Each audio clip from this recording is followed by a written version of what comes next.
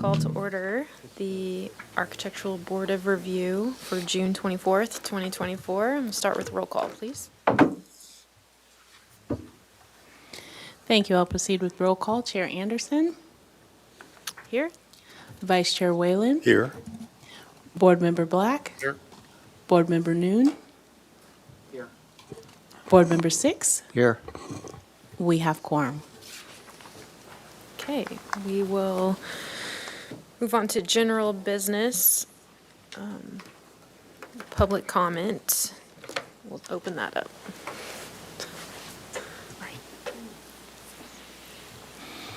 Thank you, Chair Anderson. I'll start with in-person public comment. At this time, I have no slips for general person public comment. If anyone wishes to make a comment, they may fill one out and bring it to me.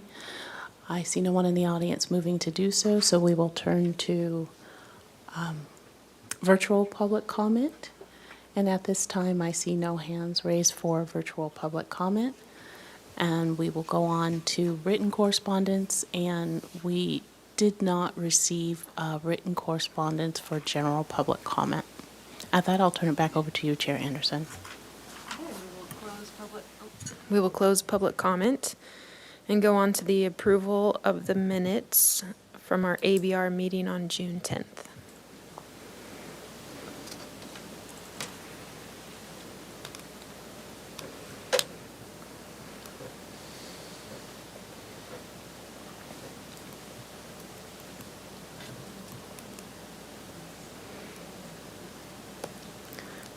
I'll move that we accept the minutes. Second. Any discussion? Under discussion, Chair Anderson. Item 2, comment number 4. I think we should be clarify that provide proper parapets on the first floor roofs on the west facade. And then also a clarification on note number 7. Provide a garage opening soffit to help mitigate the garage ceiling mechanical equipment's, plural, visual impact from the street. And then on item 3,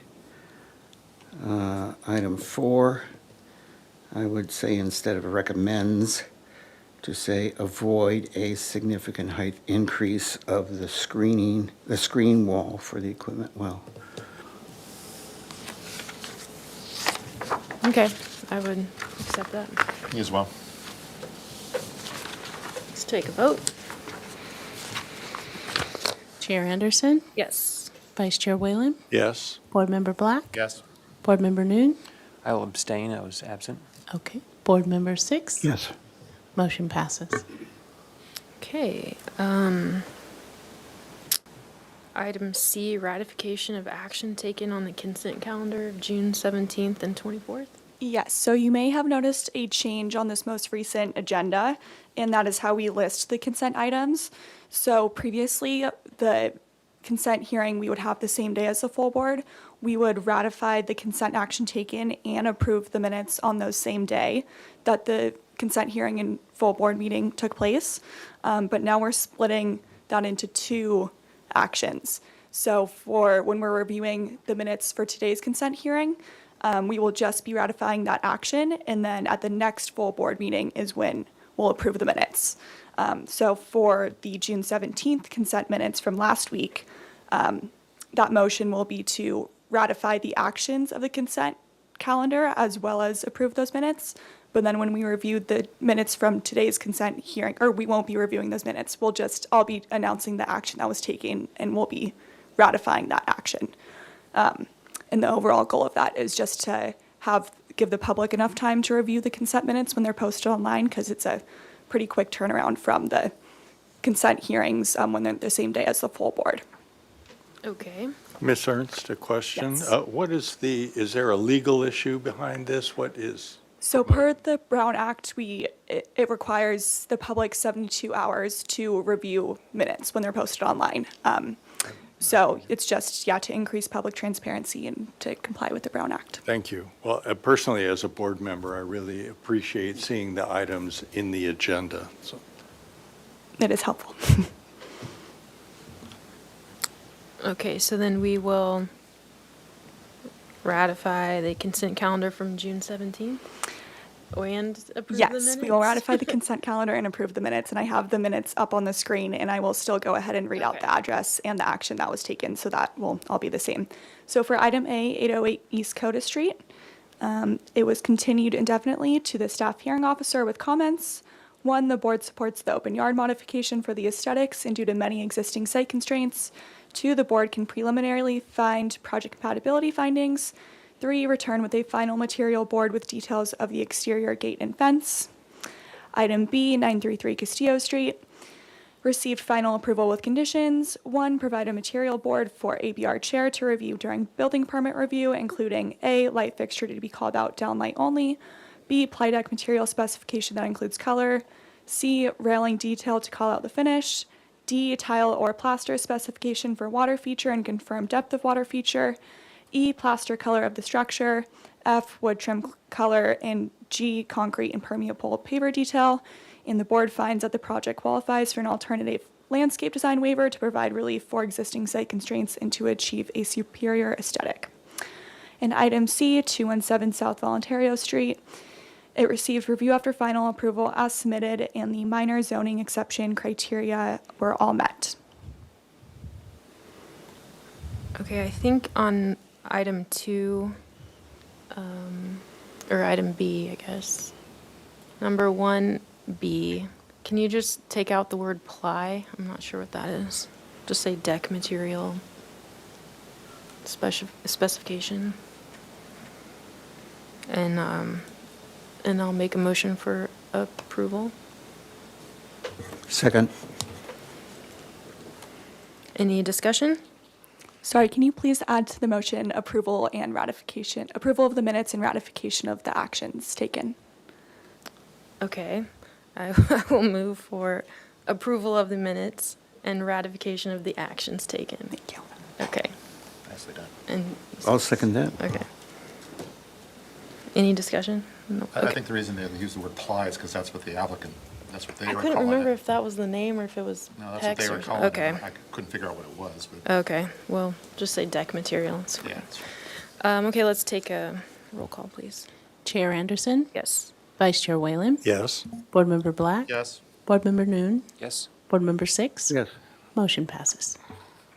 Okay, so then we will move on to the ratification of actions taken at the consent meeting for today. Thank you. So for that, I will announce the projects in the motion of today's June 24th consent calendar. Item A, 2003 Red Rose Way. It was here for concept review and it was continued indefinitely.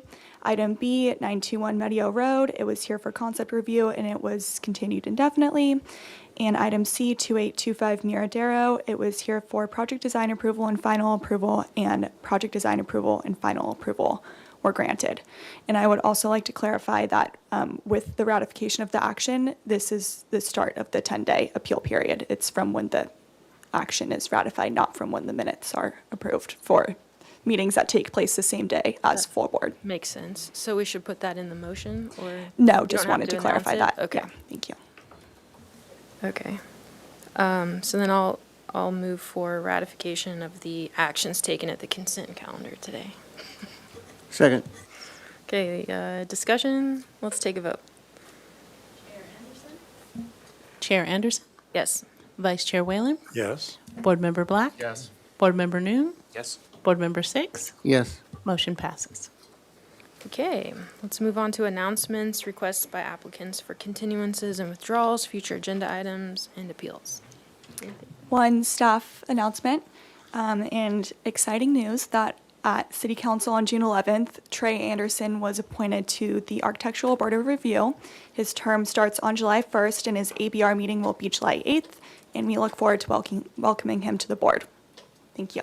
Excellent. Any subcommittee reports?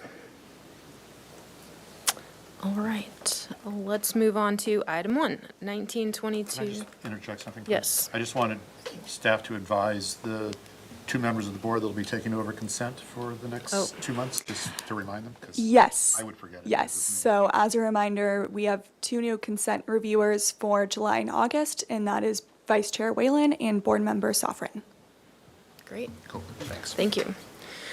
Okay, moving on to item 1. This is a new item for concept review, 1922 De La Vina Street. Proposal for a new 1, 3, and 4-story mixed-use development with 39 residential units, a remodel reconfiguration of the existing commercial buildings, a 1,300 square foot storage room, and 32 vehicle parking spaces and 43 bicycle parking spaces. The project is proposed under the city's AUD incentive program and state density bonus law. The project requires state density bonus application approval by the Community Development Director and design review by the Architectural Board of Review. Lot line adjustment application processed separately and will result in a total lot area of .69 acres. No final appealable decision will be made at this hearing. Project will require compliance with project compatibility findings and urban design guidelines. Do we have anything from staff? No? Okay. Okay, well, introduce yourselves. You have 15 minutes and welcome. Thank you. Hi, I'm Bobby Walker with BW Design. Hi, I'm Rachel Hollander with RRM Design Group. Thank you. The last time we brought this project, 1922 De La Vina Street, was in 2022. And there's a little bit of background as to why it's taken a little while to come back and why it's evolved in the way it has. So some of partly due to, the since we were here originally, we went through a lot tie agreement to make the entire parcel in which we're proposing the project today. During that, there was some more discovery of things that the client was unaware of, having to do with the storm drain. So in more research of that storm drain that's existing, as well as the heavy floods we had in 2020, in 2023 and 2024, the client wanted to look at just partly legality issues, partly design issues, you're not wanting water to run underneath the building, to shift the building from being over that storm drain so that it now is completely off the main storm drain. In doing that, some of the financial factors that made the project pencil changed. We originally had a parking area that wasn't covered by a podium. And so in shifting the building over, we had to put building over podium, which forced us to increase the density of the project in order to make it viable for all stakeholders in the project. So that's a little bit of background. I will go over it again as in the site plan, and then we also have an exhibit for you of the storm drain from the city that we're working with and how that kind of dictated some of this push of the project. So for you today, we have the 39-unit apartment building that we're proposing. It includes 3 moderate and 3 very low-income units as part of the project.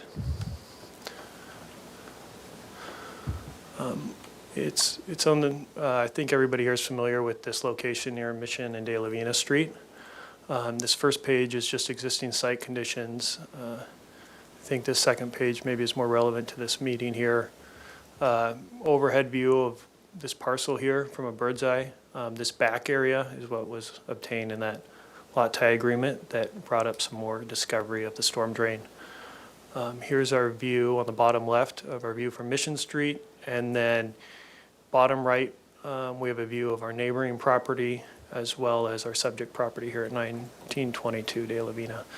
So if you look at some of those flood images from the winter storms, you'll see that this front area is where we're concerned about the water. I think it was a couple feet deep there, or a foot deep there. And then here we have existing neighboring conditions of the property.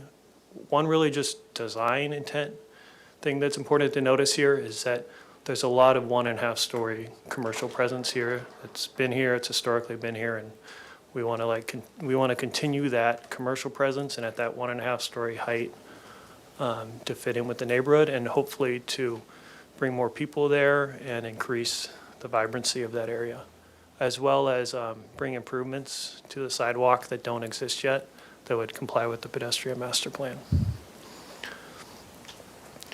Our existing site here has the commercial properties on De La Vina Street up front. And we have 2 drive aisles onto our property, one solely on our property, and then one drive aisle that we share with the neighboring property that does not have any sort of legal easement or agreement. It's just been operating as a shared driveway into the property. The major demolition on the property is this garage in the back, which has fallen in just to disrepair, honestly, and needs either to be fixed or demolished. Removal of this tree on site. And then this commercial in the front, we're proposing a demolition of a portion of the commercial.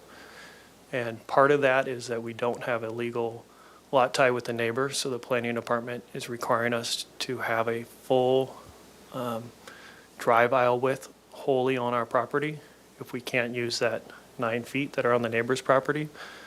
So it creates, we're working through that, but it creates kind of this extra 3-car wide driveway that's 30 feet wide. So we're proposing a project that is feasible based on the legal requirements, I guess, that we have right now. So that's why you see that extra wide driveway there. The proposed project would keep the a portion of a majority of the existing commercial, fill in one of the drive aisles, and then widen where we take out the commercial of a 22-foot drive aisle on our property, as well as some accessible parking and a walkway up to the project. In the back of the property, we're proposing a podium, so a 3-story wood frame over podium that will abut our existing commercial. Here on the site plan, we have some trash located, elevator and stairs located, and then we have a bicycle parking room in the back here, as well as storage amenity space for tenants on site.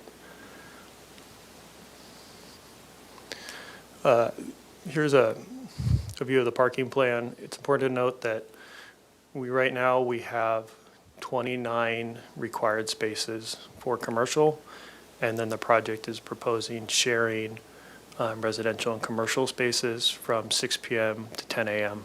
So it'll be a shared agreement at night, and then there'll be commercial spaces during the day.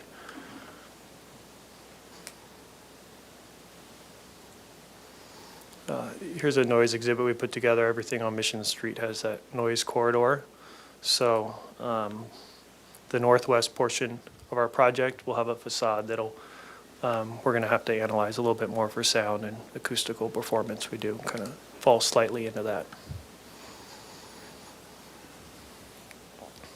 So the project, we have some massing here for you, conceptual massing. The project tiers up from the street as you move back.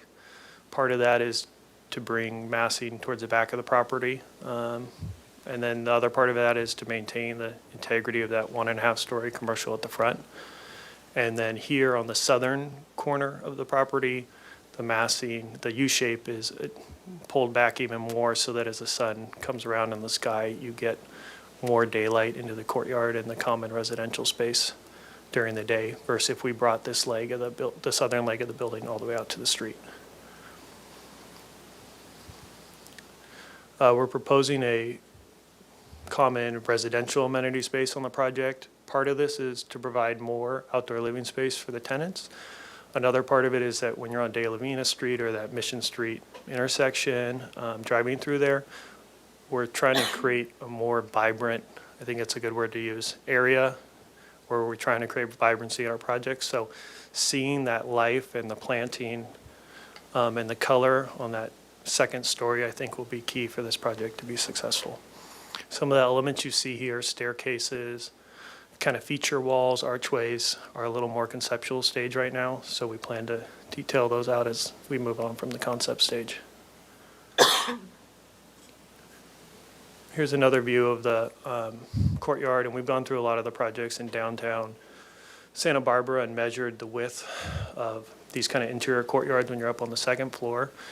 And I think that we're exceeding the width of most of the ones that you see downtown now, and a lot of those ones down near down near the shopping center have 2-story to 3-story over podium, and they feel very nice and airy on the inside, even with the smaller space. So I think we're happy with the width we're able to provide here as far as light and air and space for the tenants. This is the property access coming in from De La Vina Street, and there's that 22-foot width drive aisle that we're talking about, and the parking will circulate around one way. We have some parking up front for the commercial, just temporary parking, EV parking, accessibility parking, and then we have more EV and accessibility parking space throughout in the back for the residents. This is the primary entry for the residential right now, so it comes off between the parking area and the sidewalk, so it's kind of private. We have a secondary entrance off the front for the residential, but we wanted to create a little bit more private entry space for the residents that doesn't come right off the street where the commercial was. And we also saw that as potentially a little bit confusing for the commercial tenants or people walking by what was commercial, what was residential. So definite separation of space. Here's another view of how we are tiering the building back. So the 1.5-story element to the 3-story, and then the 4 stories, majority of that is we're pushing to the back. And as you go up in the project, story-wise, it gets more private. And unfortunately, Katie Klein couldn't join us today with RM, but she's done a really good landscape plan. Rachel has some notes on. And in true kind of Santa Barbara fashion, you see this little bit of style change and eclectic nature to the Spanish colonial style project as you go up. So each floor almost has a little bit of a theme. So when it comes to materiality, to make the project a little more unique. And a lot of people are familiar with the Daily Grind and this view from the Daily Grind. So you would also know that there's a lot of trees blocking this typically around the parking lot. But this is our perspective view of the stories and the massing from that Daily Grind parking lot looking across that Mission Street and De La Vina intersection. I'll keep moving on here, but this is just a concept out courtyard of that interior space, showing how we can use vertical elements and railings as nice design features. At least that's what we're planning here in the next round of design. And then I will move past our unit plans. It's studios, 1s, 2s, and 3s, and so we thought a mix of units is good for the community. And then the ground floor plan's a lot like the parking plan, so our constraints majority of them are structural and working with Ashley and Vance on column spacing and sizing, and that's a little bit of a product of how we got to our parking layout. I will go through the floor plans a little quicker here so we have time for some landscape comments. But it's just important to note the size of the building as it steps up, it tiers back as well as comes in on the sides. And then having private decks for each unit was a major factor for us, or for the client, I guess, as well. So you'll see we're providing decks or nice patio spaces everywhere possible. So each unit has that. Okay. So like I mentioned, we're kind of leaning towards that Spanish colonial architecture with stealing some details, Spanish revival, maybe you would say. So we're going for unique entries, unique detailed stairs. You'll see that in our plans and in landscaping, kind of portals into the project that transport you through spaces, detailed soffitted spaces, stair detailing, and a lot of that Spanish colonial detailing you see around Santa Barbara City here. Oh, sorry, I'm looking at my time management here. The storm drain that I discussed earlier is coming through the property here on C 2.1. We have a city exhibit on here somewhere as well. Maybe we'll pull up if we have time at the end of the presentation. But this comes from several blocks up. It's old, parts of it are new, parts of it are 120 years old, parts of it are just rock. rock formations underground. So there's a lot of water that comes through here, so we're keeping the building off of that completely, and that was a major design focus of the project. So we're happy that this area, we're able to address the stormwater issues. We're bringing Tier 3 compliance to this project, so that 95% of stormwater will be retained on site.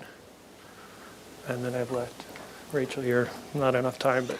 All good, Bobby. I think you did a good job running through the different floor plans. As Bobby mentioned, Katie Klein, Manager of Landscape Architecture at RRM, is unavailable today, so I'm stepping in. I'm not a landscape architect by any means. Just wanted to highlight a couple other things that Bobby touched on was compliance with the pedestrian master plan at the frontage along De La Vina. Also balancing the transition between the commercial spaces at the front and the residential entries as well. You can move to the second floor. I think Bobby's renderings also showed a good, three-dimensional view of these spaces, but really tried to make these courtyard spaces inviting for the residents on site with incorporating the interior courtyard with a water feature, seating area, barbecues, and trellises. Noticing that the paving would vary from the main courtyard to that of the private units. The private area courtyard would include date palms and raised planters to grow up through the different levels, playing around with some block and stucco walls, as well as some tile benches on this floor. Pardon the interruption. There's no time remaining, but the chair may allow you to proceed if they Thank you. feel so. Could you give me one more minute? Yes. Great, thank you. So proceeding to the third and fourth floors, those are also proposed to have different paving and wall detailing that would delineate each floor. The other item I just wanted to ask of the board today in your deliberation was some direction on story poles. I would anticipate they would be required given the criteria worksheet that's available on the city's website, but wanted to put a request for a reduced story pole plan of maybe the upper story corners and elevations to just kind of help eliminate the costs of those. I've now coordinated several of those on different projects, and they can be a lot of thousands of dollars. So just wanted to put that out there. Thank you. Okay, thank you. We will open public comment for this item. Thank you, Chair Anderson. At this time, I do have a slip from a Mr. Ben Romo. So, Mr. Romo, if you could approach the podium, please turn on the mic. You will have 2 minutes to speak. Hi, thank you. As was stated previously, my name is Ben Romo, and I just wanted to come in. I'm one of the nerds in town that reads your agendas. I'm not affiliated with this project in any way. I don't know these folks, but I grew up in the neighborhood, and I think this is a great project. This is an underutilized lot in the midst of a real extreme housing crisis. I think the developers or the designers have done a great job of balancing community interests with also a pretty generous approach to including inclusionary units, price-restricted units in the project, total of 15% for the total project units, or number of units. That's great. And also that the developer is bringing in very low affordable as for a number of units. That's a great step. I think we have very few opportunities to do anything about the housing crisis in this town, and we got to maximize every unit, every opportunity that we have. And these developers, the designs go to, I think it's 45, 48 feet or something like that. They could have gone higher. They're using state bonus density that gets them out of the city's height limits. This is a perfect lot for high-density housing. I don't even consider this high-density housing. I would consider this moderate density. And so I know this is mainly focused on design. I think it's beautiful, well done, and I really appreciate their approach, which is really balancing those community needs, appropriate design, and also trying to make a project work. So thank you very much. Great, thank you so much. Thank you. Next, I will move on to virtual comment. At this time, I do not see any hands raised for virtual comment. And we did receive written comment on this particular item from Angelina Noth. And at that, I will turn this back over to you. Chair Anderson. Thank you. We will close public comments. Before we jump into questions, could you run us through on an elevation existing to new and what's changing, if anything, to the existing commercial buildings? Yes, I can do that for you here. So here I'll use the southwest elevation. If you don't mind, I'll show you in a site plan quick again, so Yeah. just to give us a reference on site, what we're looking at.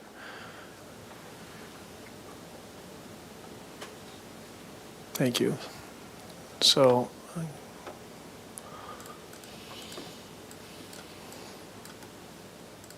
if we're looking at our site here, this dark area, this dark gray commercial is the bounds of our existing commercial. We don't, this corner property is not part of our project. So this portion of 19-2 De La Vina with the diagonal hatch here, that is being proposed to be removed. So these other commercial spaces, these, there's 5 here actually. There's a demising wall here, there's a bike shop and some things there, so existing. Those are being proposed to remain, and the intent of this project is that they would get storefront improvements there. Okay. And then at the same time, whatever's necessary as part of the stormwater management plan and creating a space that doesn't need to be sandbagged in the event of a storm, that sort of thing. So a lot of that you see in the landscape plans as well. Great.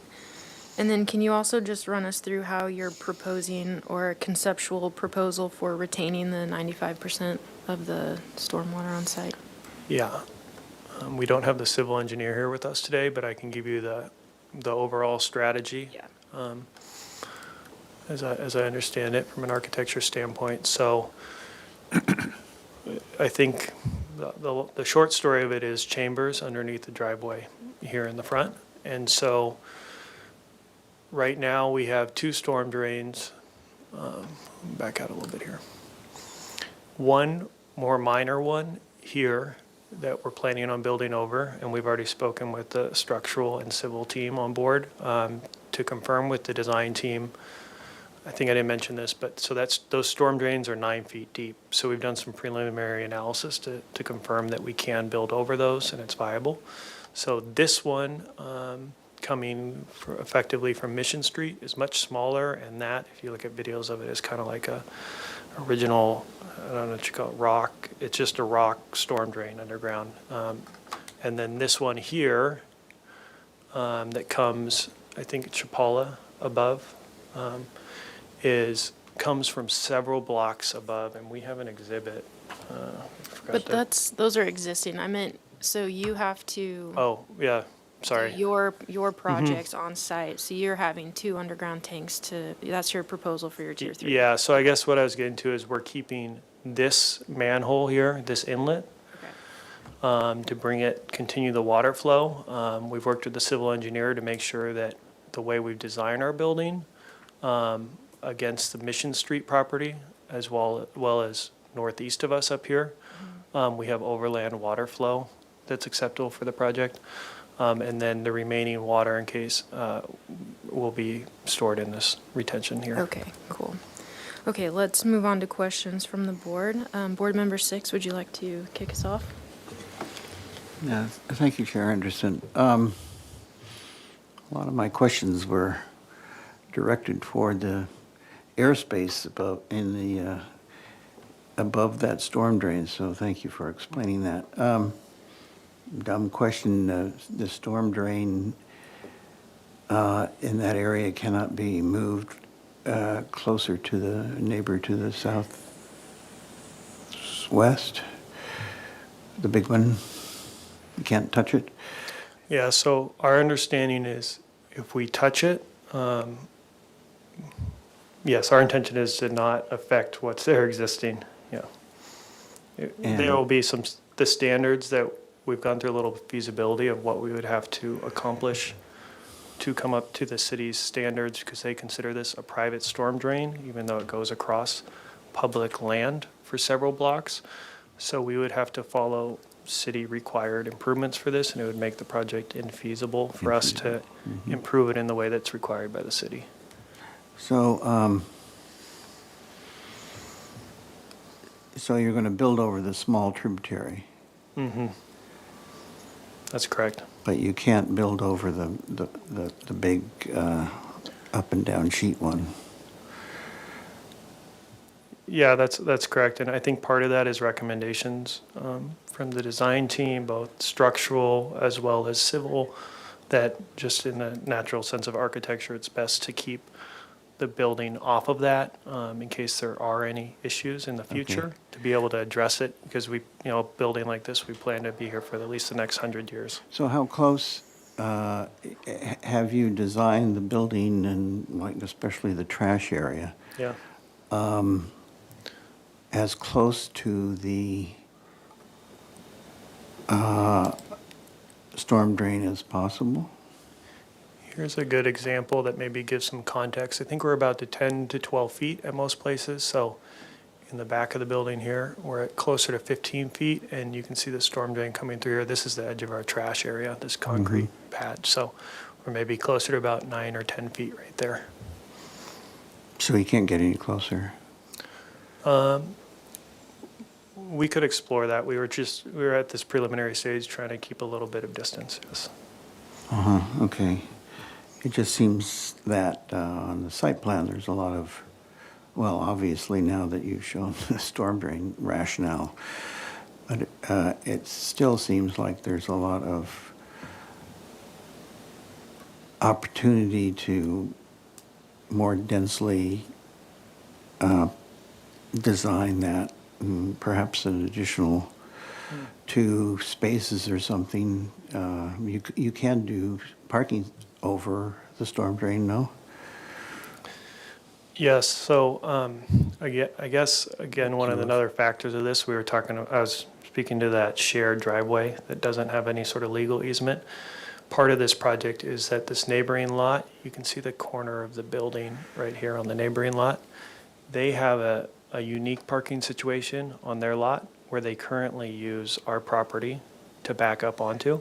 So part of our design is accommodating the fact that they have an existing use and parking there that's unconventional. So that was one of my questions. Do you have a clear understanding of the bounds of their vehicular movement easement? Well, we're And could that be required, established for your, to establish that so you can develop beyond that more intensely? I think the constraining factor for us here is our 22-foot wide drive aisle that's required for transportation. So I can tell you that we have 22 feet. Can you guys see my cursor hand here? Yes. From this landscaping to our property line. So right now, this, where the hand is showing right here, to this concrete area, I would say is space that we could potentially develop because we're not going into that landscape area. So we were concluding our initial analysis that 22 feet for the drive aisle is then sufficient for what the other property needs to back up into. So we didn't do any sort of further analysis to see if they need 8 feet, 9 feet, 12 feet, that sort So of they thing. don't need any more than 22?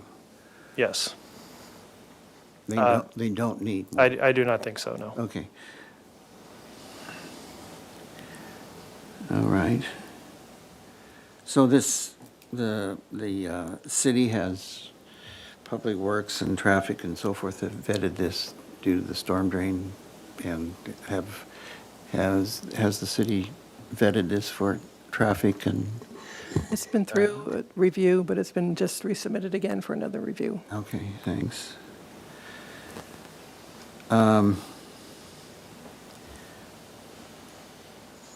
So just to confirm, you're proposing to save most of the existing commercial buildings and build over them? Yes, that's correct. In a way, our intent, and we're still, the next phase of this project, I think, is moving further into this project with the structural team. So the intent is that Yes. the structure kind of comes up to this back portion of the commercial and that we span over it. So that's, Cantilever over it? we're gonna put structure within the existing commercial as part of the project. but we're still playing with how we're going to do that, whether it's wood frame or the commercial, or that podium continues to extend. But the intention of the project was that that residential area, you'll notice here if I go to if you notice this area at the back of the commercial, that's where the main structural element for it. That's the shorter wing, correct? Yeah, or a 3-story. So then this portion goes over the front, yes. And part of this design intent is that this commercial space here is an existing vacant space for the client that they're currently have out for lease. So we could go in there and modify it as we please. We're trying to respect these existing businesses and not have to change them so drastically that So it the affects existing their business will remain, Yes, except for the vacant one? yes. And then this portion here, this business here on the commercial business on the far right. Yeah, it just seems like, I think you have 11 foot from finished floor from ground floor to first floor. And you have heavy potted plants and drainage issues with the upper. It just doesn't seem, it seems like, the question I guess is, wouldn't it be a lot easier to rebuild that whole thing and take advantage, get better architecture on the ground floor and Yeah. more feasibility in your building? Have you thought that out?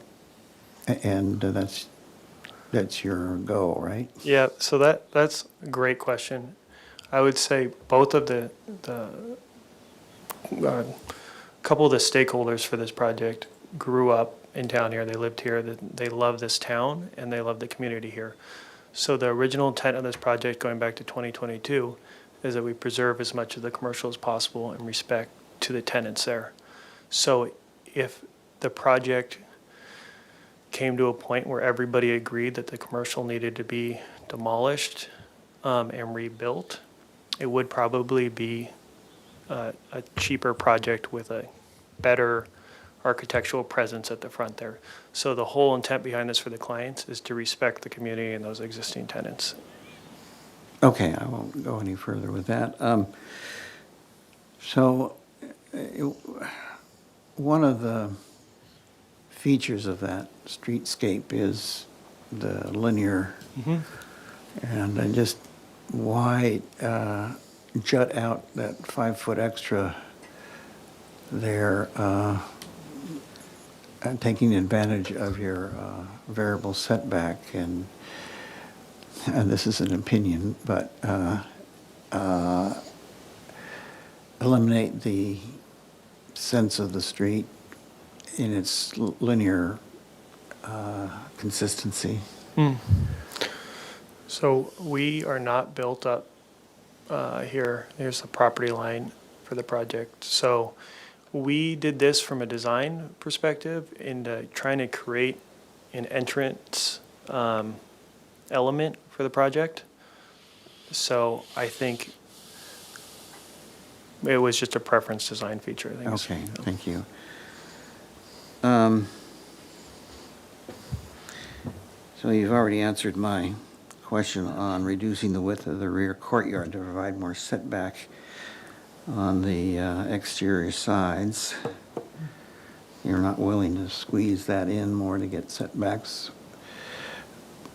Which portion of the building are you discussing? The first, well, let me phrase it this way. You want to go to a second floor and your second floor court, yes.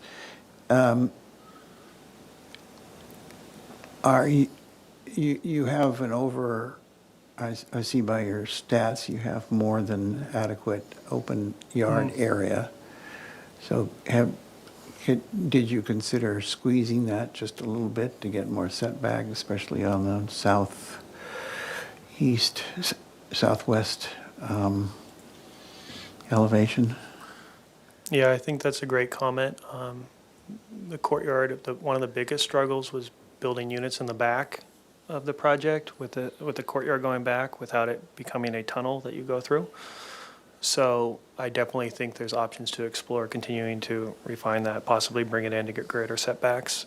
Every evolution has a little bit better circulation, obviously, and access to those units in the back. So we can continue to work on that. Okay. I didn't see, will this project require, the big green electrical transformer?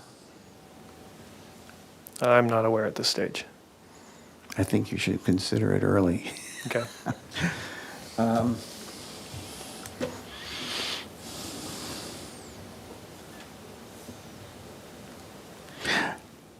you have an image of the nature of the property to the upsheet, and how does your new 4-story elevation affect the conditions on that neighboring project? So I'll show you, I think, the elevation to start maybe, and then I can show you on the site plan. So here's our front elevation on De La Vina, and then we have that trash enclosure location on the southeast side. On the rear, we stepped the building back 3 times, so one at that 1.5-story element, and we leave. You don't have an image of the uses back there. Oh, it's a commercial plumbing use that owns the property, the 3 properties to the So it's an northeast. industrial thing without any livable units or anything up there on the north? There's possibly, Upheat? I do not know the specifics. And we've not been able to figure this out, but there's a building on there that looks like it could potentially be a livable unit, but again, it's 3 commercial properties, and oftentimes in Santa Barbara, sometimes there's these smaller structures that look like houses. Sometimes they're rented, sometimes they're used as offices for the I commercials. think in our comments will require some documentation of just the nature of that. Okay, it's right here. I'll zoom in. Okay. This building right here on the commercial property.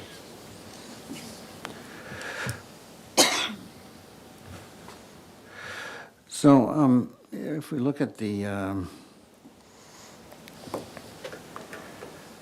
southwest elevation, just I'm so sorry. the streetscape, or the ground floor elevation on the De La Vina side, it seems, well, it's a further comment, but it doesn't seem there's any storefront for the leftmost commercial. Is that a blank wall at the very left end of the, bingo, yes. Here, yes. An oversight. Yeah, maybe an oversight in this conceptual.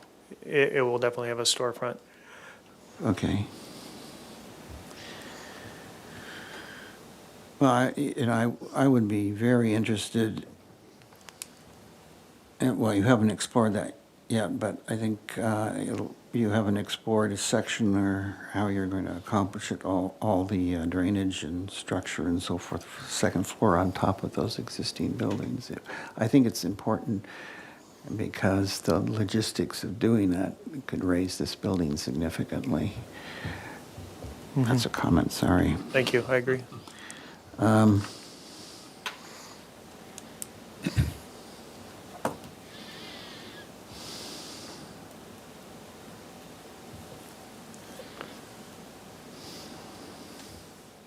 So the large tree in the rear will be removed, right? That's correct.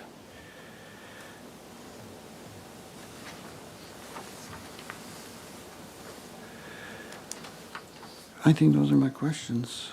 Thank you. Okay, Thank Vice you. Chair Whalen. Thank you, Chair Anderson. First, a question for staff.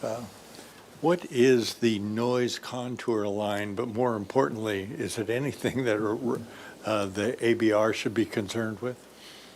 It's a term I'm completely unfamiliar with. Yeah, it's the ambient noise in the area. So what we have to do is look and see if there's any particular changes they need to make to the building to protect the residents. So we'll be looking into that. I think we asked for a noise study.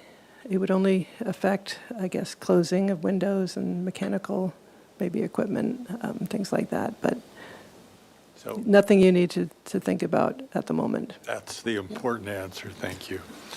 And is there a change in the number of units from your previous conceptual Yes, presentation? yes, there is. And what is that change? Off the top of my head, I think it might have been 27. Do you know? That was assuming the ADUs, though. Oh, okay. I think it was 19.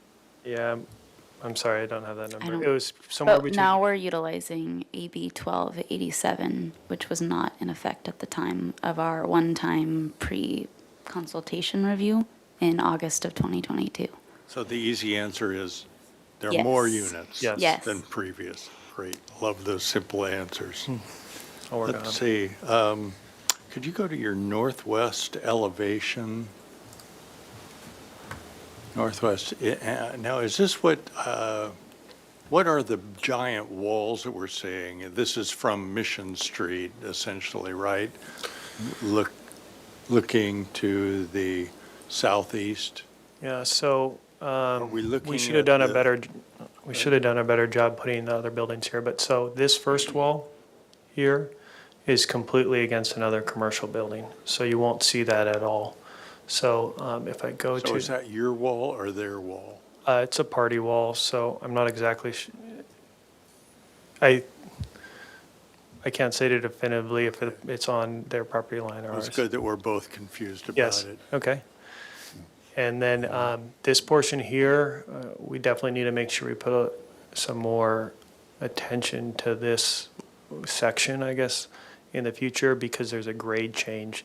So the parking lot from Mission is about 7 feet up on this elevation. So this would be a retaining wall on our side. So the parking, once you get into the project, is essentially half buried underground. Okay. And then on the far right of that elevation, the vertical wall, is that a storefront from the previous? Yes. Right here. That is a piece of the commercial building that is not on our property. Right. And when I look at that existing facade, it appears to be symmetrical with pylons engaged on either side, so one of them is and one of them ain't? Yes, I Okay, think yes. that clarifies it. We'll double check that as well. And then if you could go to your image number 29, sheet C 3.1.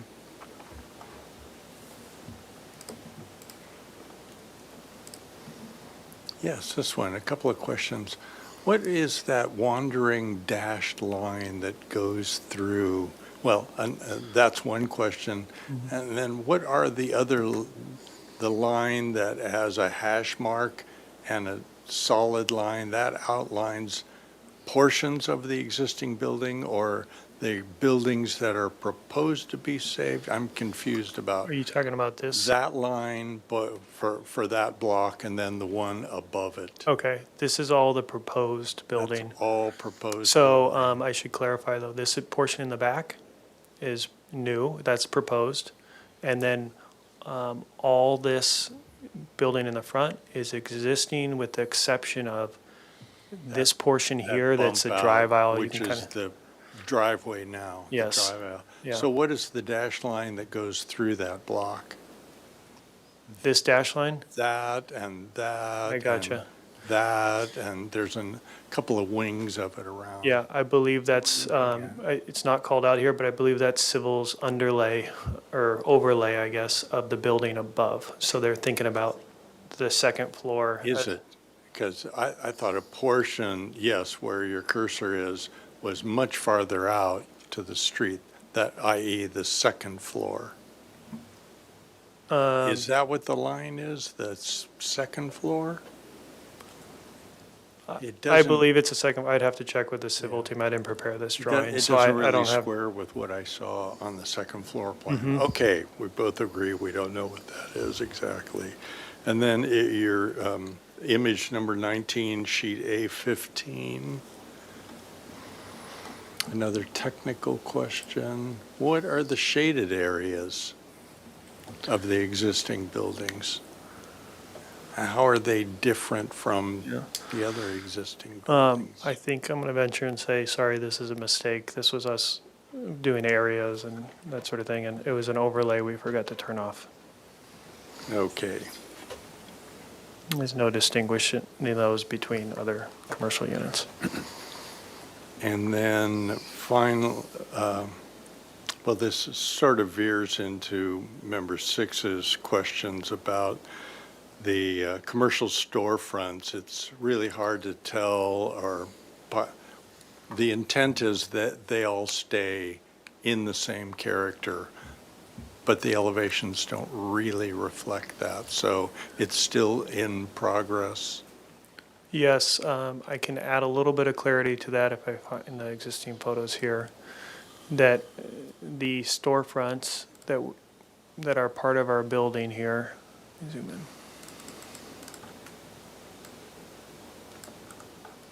have kind of natural breaks for where each building is. Yes.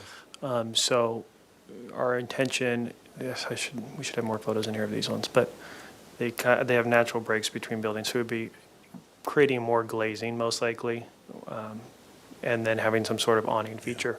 So based on the structural integrity of this, I picture like this, for this commercial unit here, you'd have a door and a window, and we'd take out the structure between and do a storefront system in that.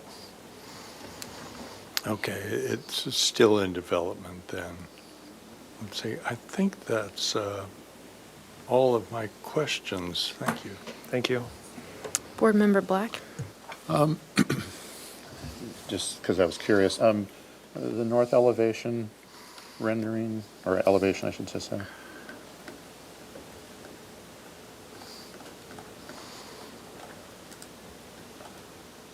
So I saw balconies with two, like that one. Oh, okay, I can go back here to the south. Yeah, like that one, that one. So I see a balcony with two, are they doors? Are they windows? What are those? Here, How does that work? these would be, they're balconies with doors, single doors, and they Are they would, shared with two units, or one unit has two doors? they're shared with two units, so there'd be a rail between those balconies Okay. in the center to divide the two. Yeah. Okay. And then on your, like the interior rendering around the courtyard?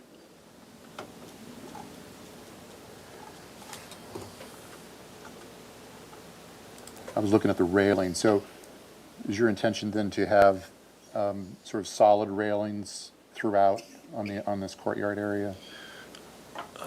That's a great question. So, I mean, as opposed to if it was, say, wrought iron, which would sort of make it a little bit lighter, but yeah, I agree from this image that it looks a little blocky Yeah. and thick. So I think in partial answer to your question, we have some landscaping shows. So where we have solid walls, feature walls, I guess we will call them. yeah. We have some design intent here. Some of the design intent shown on this landscape sheet. The upper floor, here's an example of the railing we're proposing. I think that's a great comment that where we don't have a feature wall, we should potentially look at doing a wrought iron railing to bring more light and less mass into the center courtyard. Okay. And just for my own benefit, I see some reference to a 1,300 square foot storage room. I know it has nothing to do with the aesthetics, but where is that? And what's its purpose besides storage? I'm just curious about that. So a portion, Because that sounds large to me, but. yeah, it is pretty large. So it's tucked away in this back corner.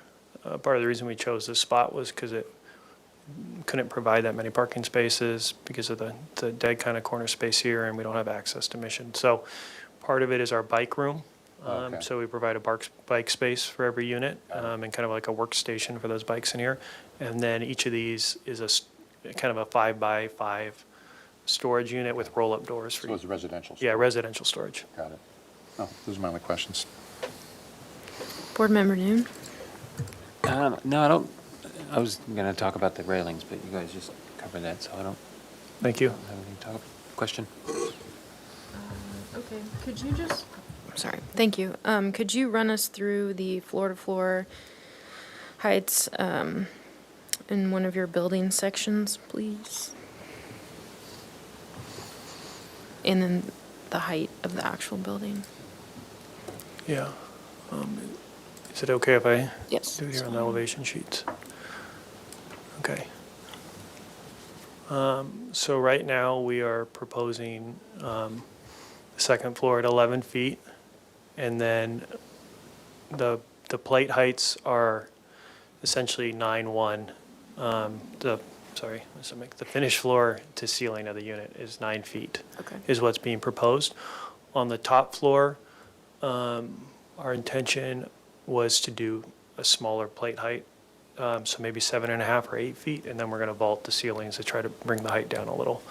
And we are still in internal discussions about what the exact height of this kind of podium space needs to be, and I think part of that has to do with what comes back from our structural design, and part of us putting that courtyard in the front the way we did was thinking about if maybe that needs to be potentially a different level so the building can be smaller and not be dictated by that renovation in the front with some sort of lift or ramp and stairs up to that courtyard area in the front.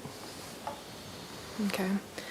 And it looked like the trash enclosure is open. Is it open to the sky?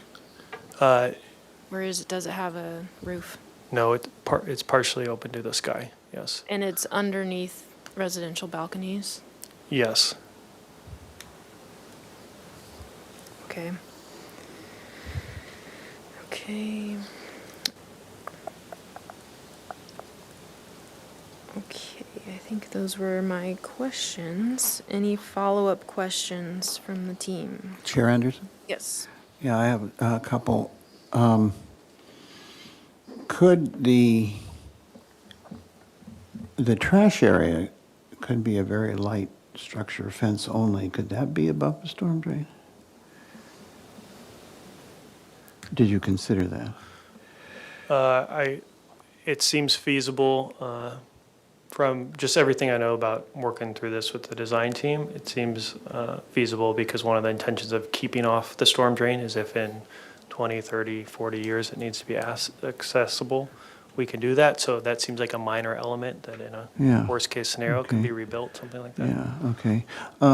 Could you go to the ground floor site plan or bigger that shows that trash area?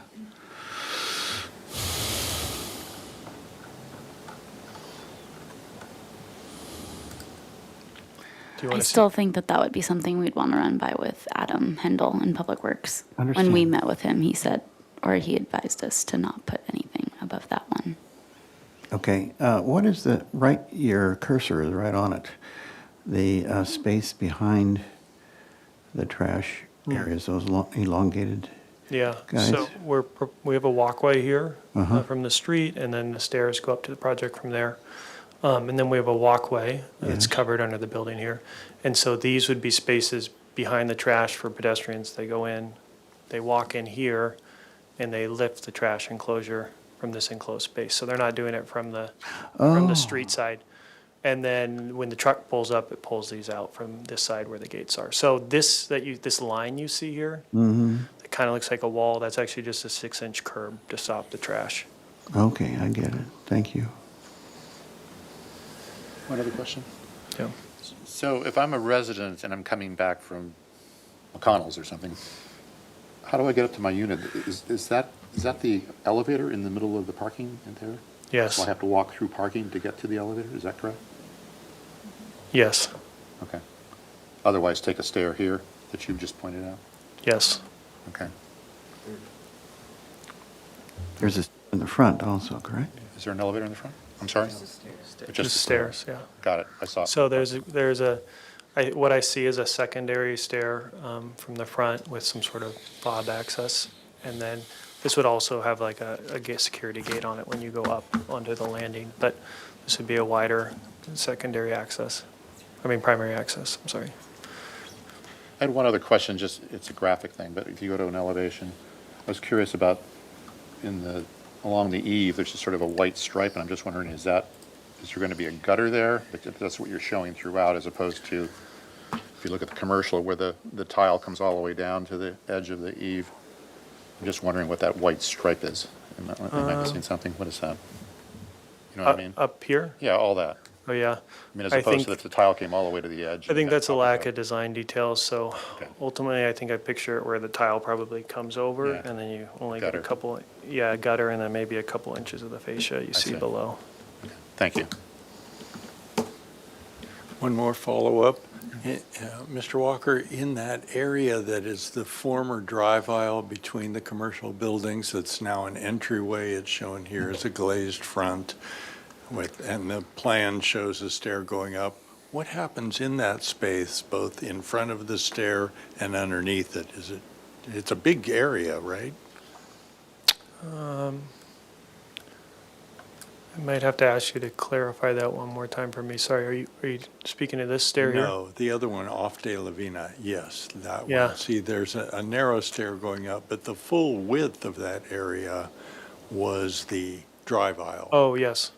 So it's now new commercial space? Yes, it'll be a new commercial space. Okay, so the stair is just tucked under a portion of it. All right, thank Yeah. you. And then one last thing, if you could point out the elevator tower, I didn't see it in the elevations, and just confirming how much taller it is. And Yeah.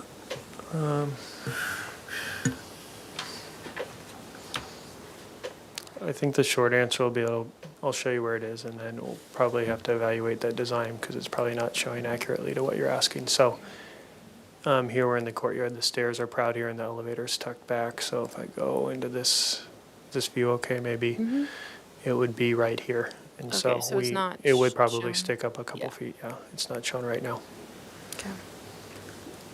Okay, any other questions? All right, let's move into comments.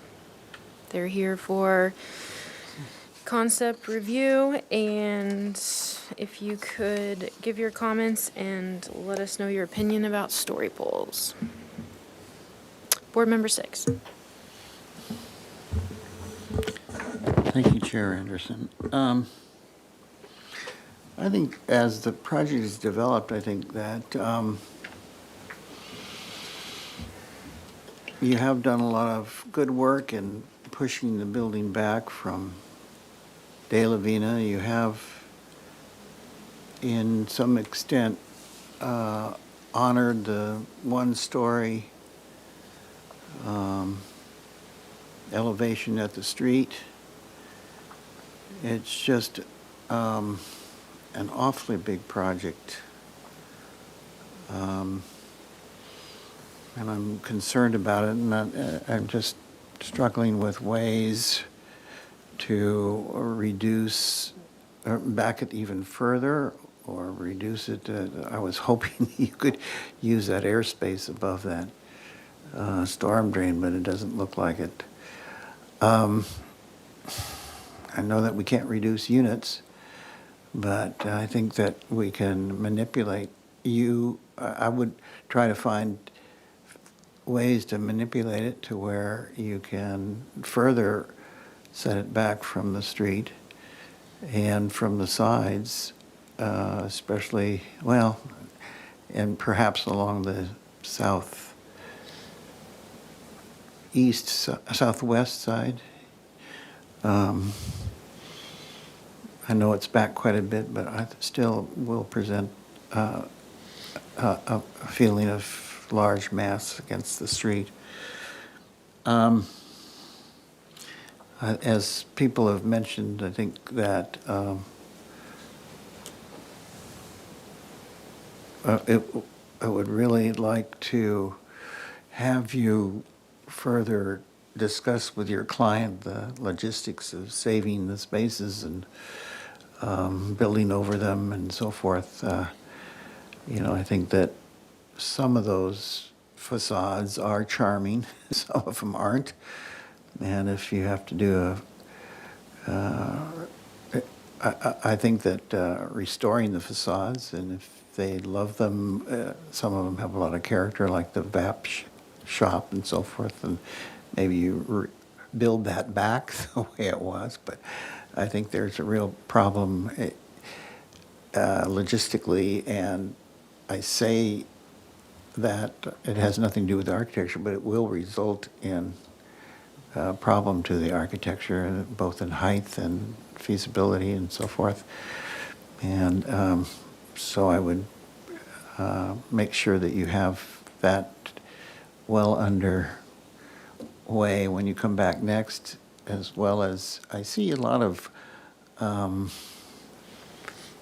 won't go belabor it, but I see a lot of slight differences between the plans and the elevations. Some setbacks on the models, and the elevations are a lot greater than they are on plan. And I would make sure, I know it's in progress, but I'll make sure that you've verified and make plans and elevations more carefully coordinated.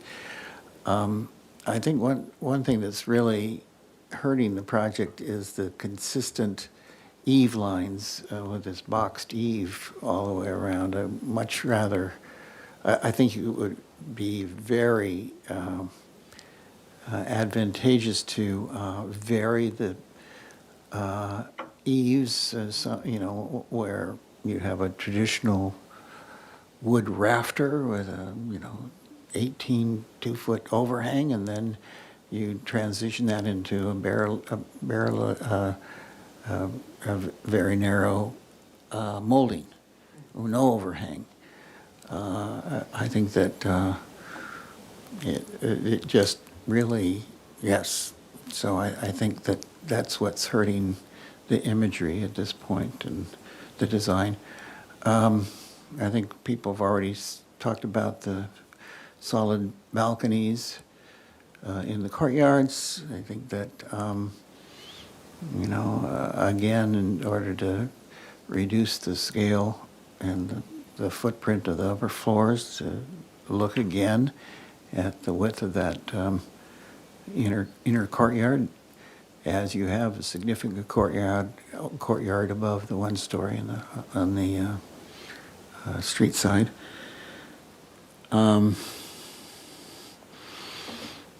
Show your, where's the electrical transformer? Want to see the nature of the rear properties. And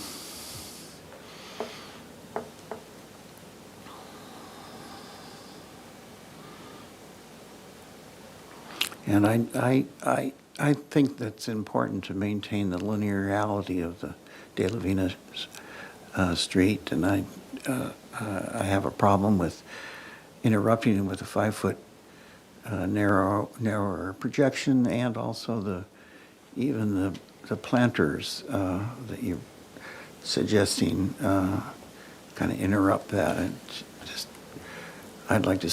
I think the sense of the street is very continuous and linear, and I think that should be respected.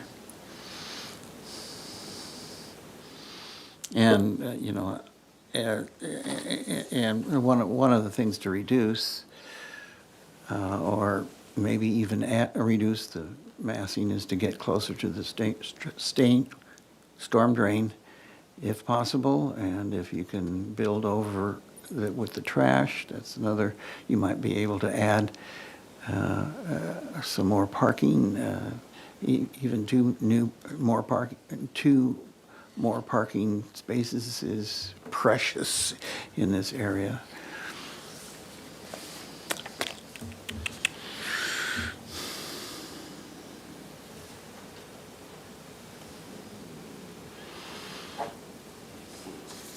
I think that there's, I know it's in progress, but there's something uncomfortable or overstated about this large arch as you go up through the stairway to the De La Vina. It just seems like too much unnecessary fiddling and massing.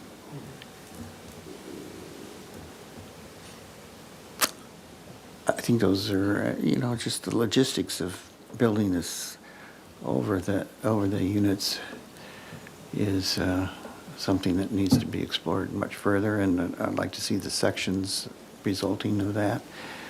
And I think other people have already commented on to develop, or I have already commented on developing the ground floor along De La Vina to be much a balance between the client's desire to have the existing and architecture and openings. I see a lot of what looks like sliding glass doors on some of the elevations. I'm sure they're in progress, but elevations that have much more character to the Spanish that you're trying to achieve here. I think those are my comments. Thank you. Vice Chair Whalen? Thank you, Chair Anderson. Well, first of all, I have to admit that I just can't get the previous plan out of my mind, and this looks like a whole new project to me. So all my comments are going to be tempered with the notion that I just can't forget what came before, because that one had many admirable comments which were reflected in the minutes, the idea of pushing the massing to the rear of the site, whereas now the second and even third floor have, a portion of it have pushed closer to the street.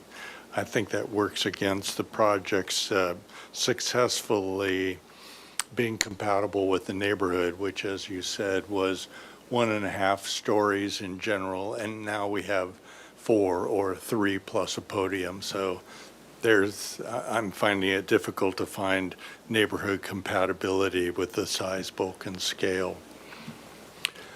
Some smaller points, you might consider some landscape screening of those 2 parking places that are now visible from De La Guerra. I'm sure that will evolve as you come along, because that's quite a discord in the streetscape, seeing this couple of parking places right there. And it does seem that you've changed the existing fundamental character of the De La Vina facade, as Member 6 alluded to. And to my mind, either it should remain sacrosanct as a memory of the neighborhood, as your client, you've told us your clients want to do, or you should just start over. And it does occur to me that eventually it's all going to have to come down for one reason or another. This seems like an overly ambitious idea that you're going to save parts of it by cantilevering over it. In the best interests of your project clients and budget and long-term viability, it just seems like it's going to have to be redone.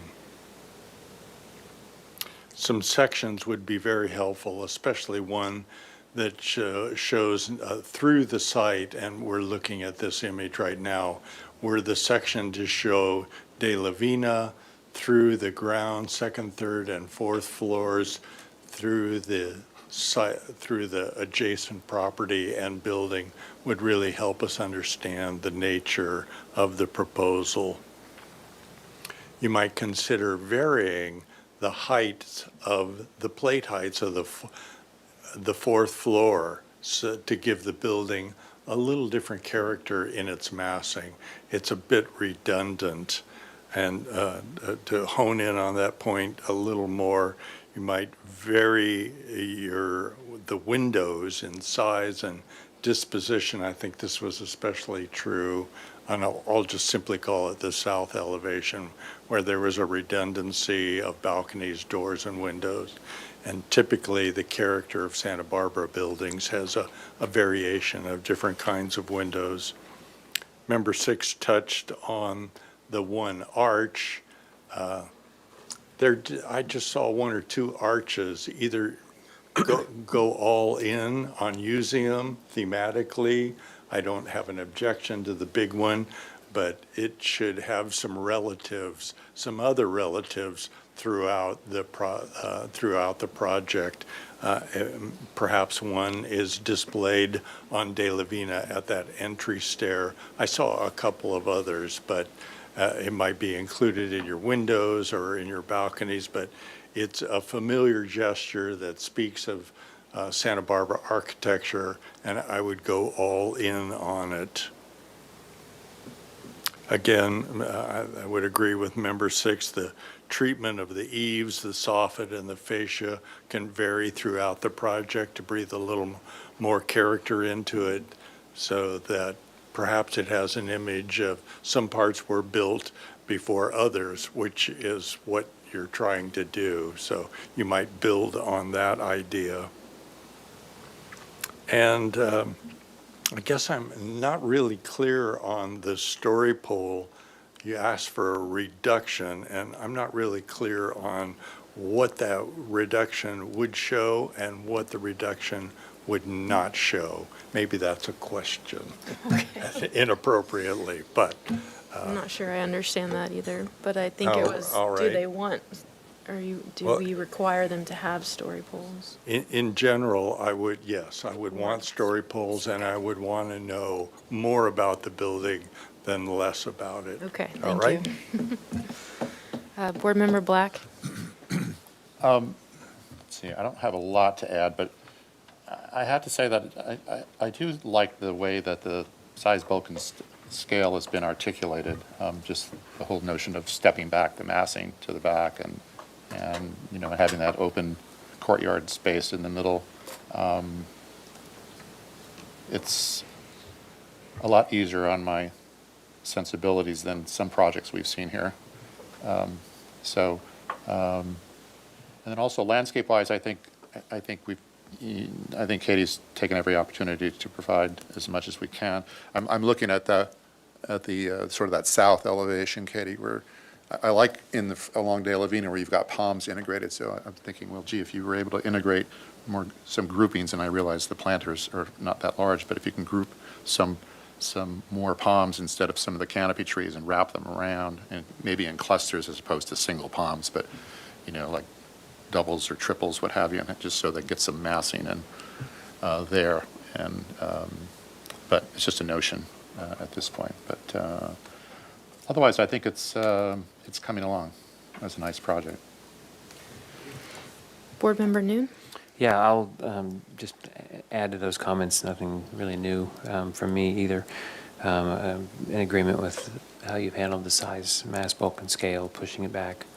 I think that's appropriate. I also agreed with the Board Member 6's comment along De La Vina, maintaining the integrity of that facade. Again, being redundant on the railings, just I know you'll resolve that as you work through it. And same thing with the eave.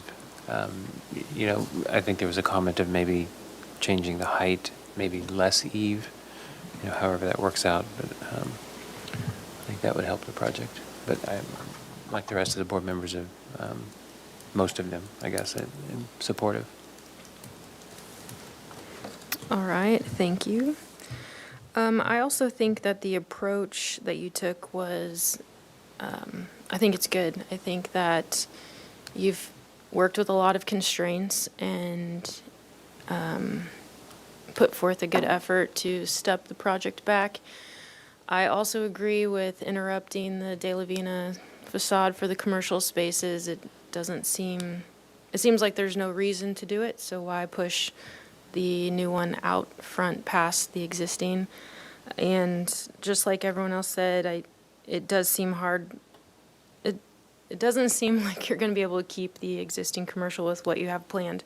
Plus, it sounded like you wanted to upgrade the door systems anyways, so I think there should be some more study in the feasibility of including those existing buildings into the structure. I think any way to pull the building back will be beneficial to the project. I think the perspective from Daily Grind, I think it's actually, if you can go to that, the next sheet, I think it feels good. I think the massing, in my opinion, is good. But I also think all the comments from the board all help in reducing the mass in every little bit. So, in my opinion, I think it's fine.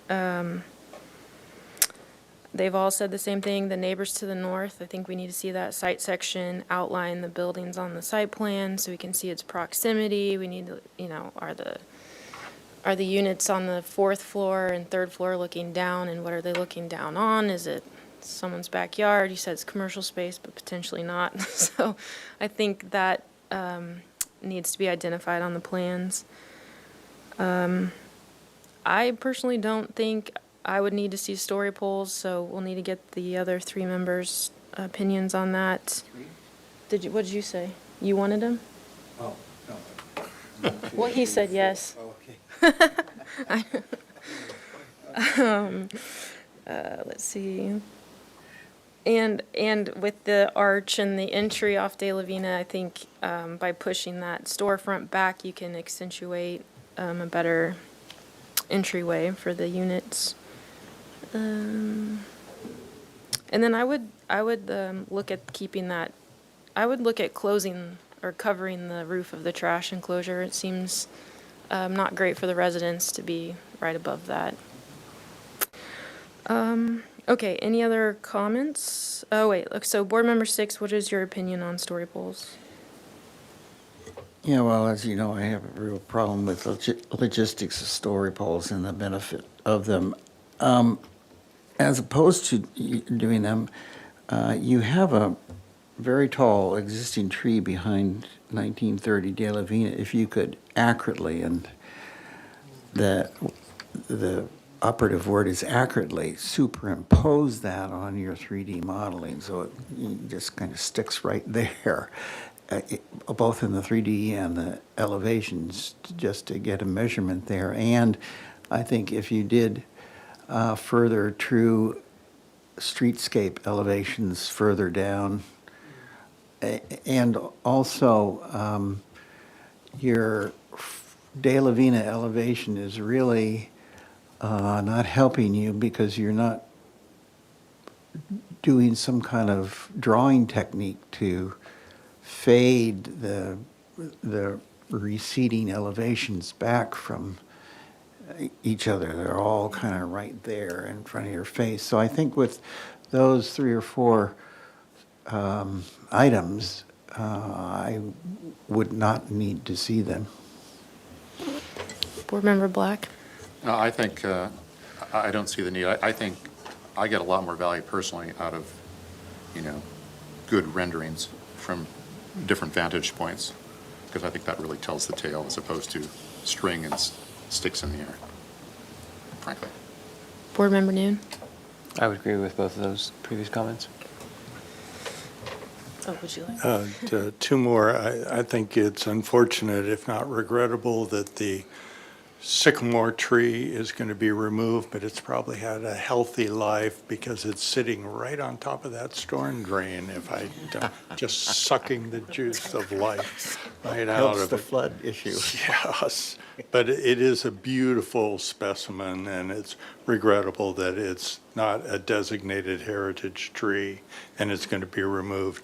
And then from this view, from my previous comments about size, bulk, and scale, I do think that the proposal tends to be the site is overbuilt, and especially from the Mission Street, if I'm looking across that parking lot, I'm going to see a 3+ story elevation.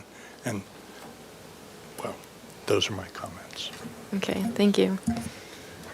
Okay, so they're here for concept. So we're going to need a motion.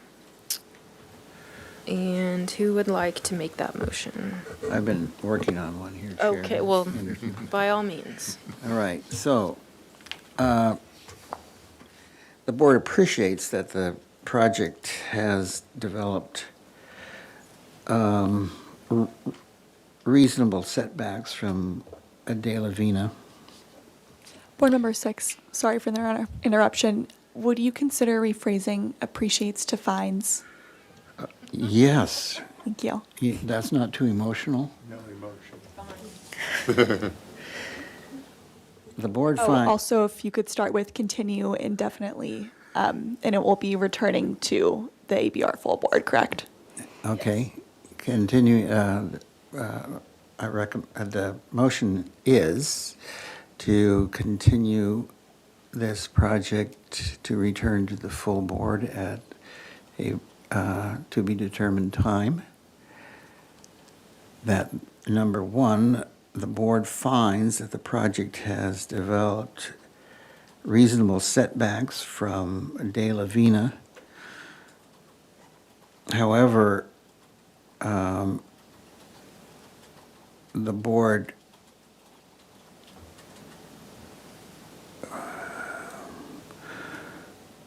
requires or would like to see additional ways to further redistribute the massing to reduce the fourth and third floors and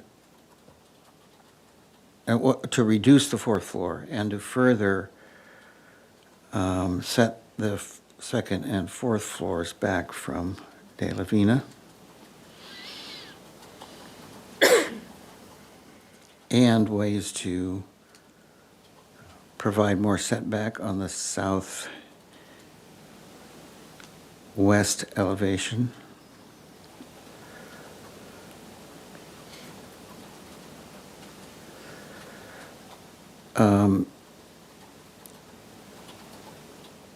Also, number 2 is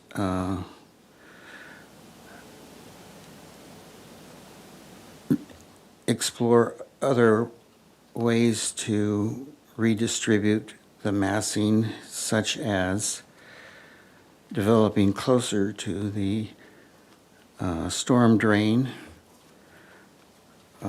and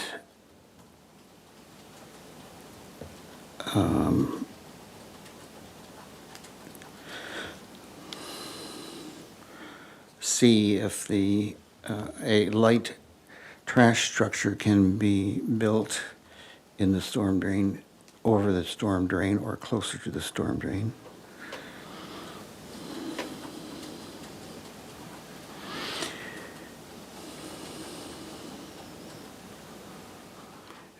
Clearly show the neighbor's easement at these.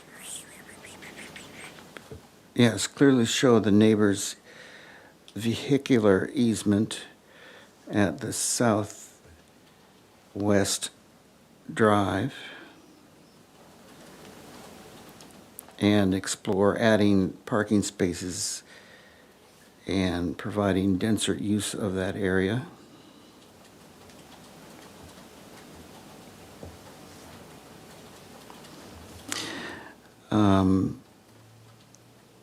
In regards to the first floor De La Vina elevation, eliminate the 5-foot projected portion. The portion projecting 5 additional feet from the balance of the elevation, and minimize the raised planters in the area. And develop the ground floor De La Vina elevation to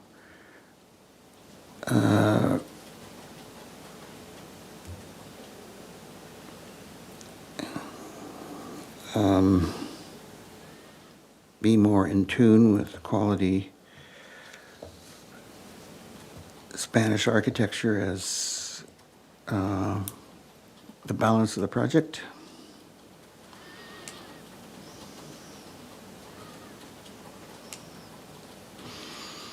To show the location of the electrical transformer. Show the nature of the rear property facing, and that would be the northeast elevation facing the project.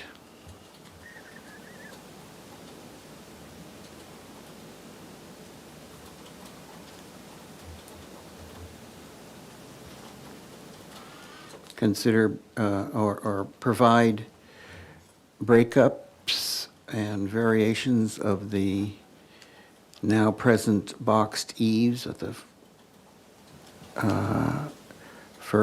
fourth and third and fourth roof lines.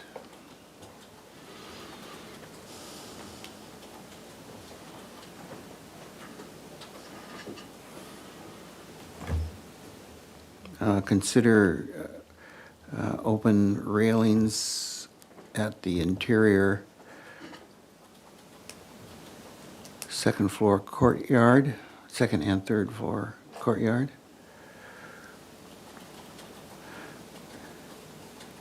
As well as reducing the width of that courtyard to help reduce the overall width of the massing.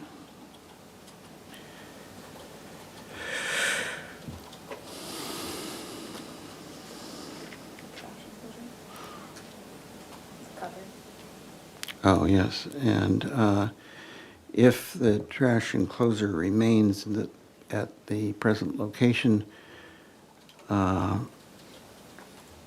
provide cover or other ways to eliminate or minimize its adjacency to the living spaces above. In regards to story poles, the board feels that they are not needed if the existing large tree mid-site can be accurately superimposed on the 3D modeling and the elevations, as well as improvement of the De La Vina elevation to better indicate the setbacks involved and to continue the streetscape to provide more adjacent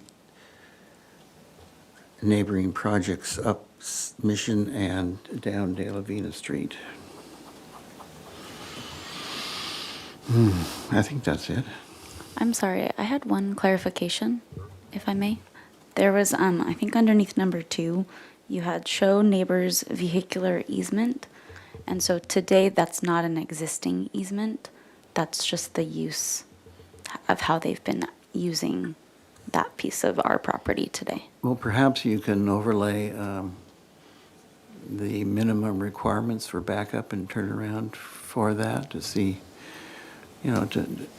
yes. So let's substitute for vehicular.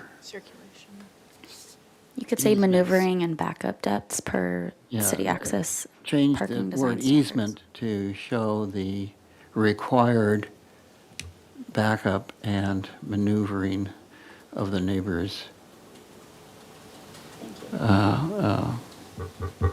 parking. Okay, I'll second. Anything under discussion? Yes, I would like clarification on the motion regarding the story poles. I didn't quite understand what the motion said.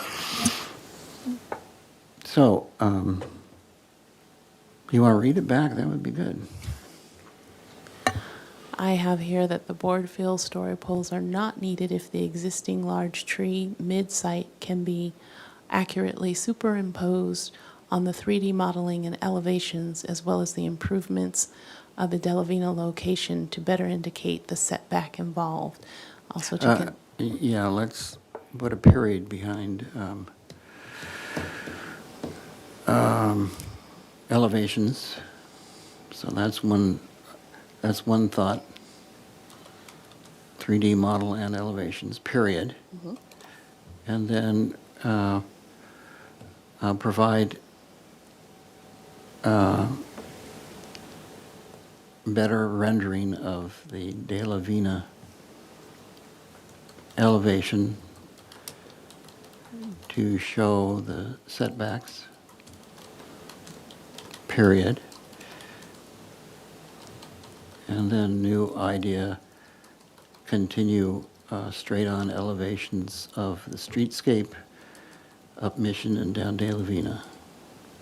Does that clarify it? So, Mr. Six, to be clear, are you referring to the existing sycamore tree in the Yes. center of the site? Very good, I understand.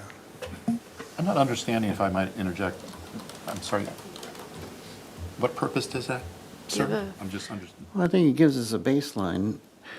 That tree is very high, yeah. and it would be nice to know where the top story of the proposed building is along the, So, in relationship to that existing story pole.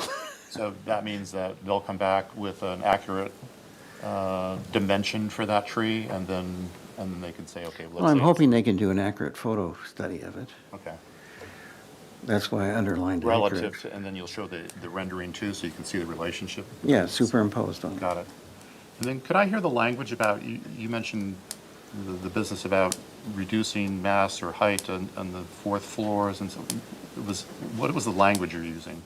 Well, I think, Is it consider or Let's- explore, or how let's is it, read how's it. it worded? I was a little confused there. I think that if there's a way to reduce, number one, reduce the fourth floor, and number two, increase setbacks on 2 and 3. So on number 1, is that what we're, okay, Yeah. so number 1, this is the language that I have. The board finds the project has developed reasonable setbacks from De La Vina. The board would like to see additional ways to further redistribute the massing to reduce the fourth floor and to. Period. Okay, to reduce the fourth floor? Do we have setbacks to that? Is that Yes, setbacks? setbacks and height. And height? Well, we talked about, no, let's don't go there. So reduce the fourth floor massing, period, and to And then you reduce, have, increase the setbacks of the second and third floor from De La Vina. Does that make it clear? I guess, I just want to, I just don't understand if it's a condition, or whether it's just some general direction in terms of what they should explore or consider, you know? I'm just trying to be clear on the language. I think Look that, for ways, you said look for ways, so. yes, look for ways. Okay, okay. I think it should be that strong. Is that a consensus? Yeah, I seconded it, yeah. Okay, all right. I think it's appropriate to look for ways. Of And course, if they looking come for back ways. and say, we can't do it because of X, Y, and Z, they just have to prove to Okay. us why it Here, doesn't. here we can't and here we can. Yeah, I understand. Thank you. yeah. Any other discussion? All right, let's take a vote. Chair Anderson, Yes. Vice Chair Whalen, Yes. Board Member Black. Yes. Board Member Noon, Yes. Board Member Six. Yes. Motion passes. All right, thank you, everyone. Thanks. Okay, and we will adjourn for June 24th, ABR. Thanks.